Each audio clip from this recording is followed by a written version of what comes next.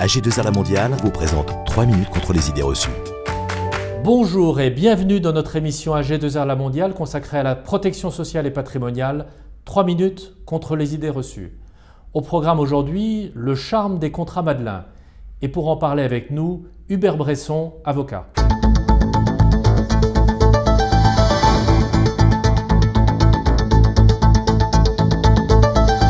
Hubert Bresson, bonjour. Bonjour. Première idée reçue sur le fameux contrat Madelin. Ces contrats peuvent être souscrits par tous les dirigeants finalement, ils sont adaptés à tout profil de dirigeant. Non, on ne peut pas dire exactement ça, puisque en effet les contrats Madelin sont destinés aux travailleurs non salariés et donc ne sont pas éligibles au contrat Madelin les dirigeants qui relèvent du régime social et fiscal des salariés, tels que les dirigeants de SA ou de SAS. Ça veut dire qu'eux, ils sont sur des contrats Ils sont sous les régimes de protection sociale des salariés et non pas les régimes Madelin qui sont uniquement applicables aux travailleurs non salariés. Alors justement, ces fameux contrats Madelin, on en parle beaucoup du point de vue de la fiscalité et il y a une idée reçue qui veut que les cotisations sont déductibles sans limite. Non, alors les cotisations sont effectivement déductibles, mais elles ne sont pas déductibles sans limite. Il y a des plafonds qui sont applicables suivant la branche à laquelle on se réfère, qu'il s'agisse de la retraite, de la prévoyance santé ou de la perte d'emploi. Donc, des plafonds, attention avant de Absolument, cotiser à bien faire. Absolument. Donc il est indispensable, bien sûr, d'auditer un peu sa situation, tant au niveau familial qu'au niveau professionnel, de connaître exactement sa rémunération.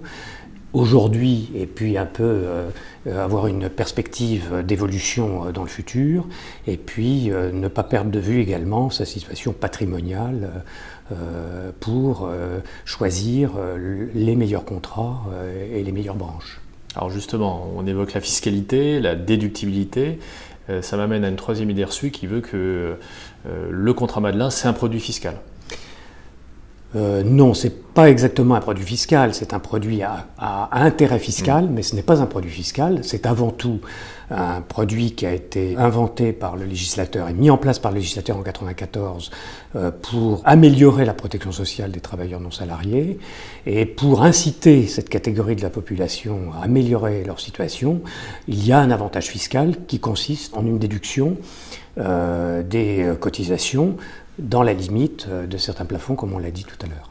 C'est-à-dire que l'intérêt premier, il est de se protéger, et donc tout le travail va consister à choisir la bonne formule. Absolument, de choisir la bonne formule, étant entendu que dans le cadre du contrat Madelin, c'est une protection non seulement pour l'assuré lui-même, mais également pour ses ayants droit, pour sa famille, son conjoint, son concubin, son partenaire de Pacs, ou ses enfants. Hubert Bresson, merci. Je vous en prie, merci beaucoup.